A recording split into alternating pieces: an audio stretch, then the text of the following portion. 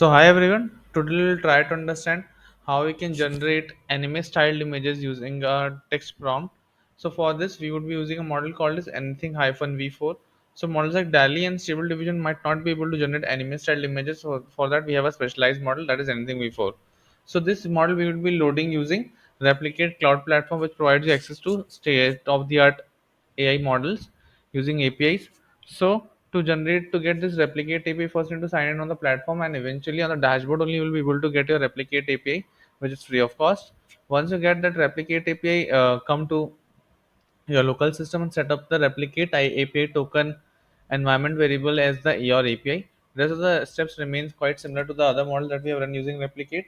So you need to run replicate.run, give the API for the particular model anything v4, and eventually give a prompt. So the prompt that I have given is two boys fighting using special powers of green and yellow color respectively.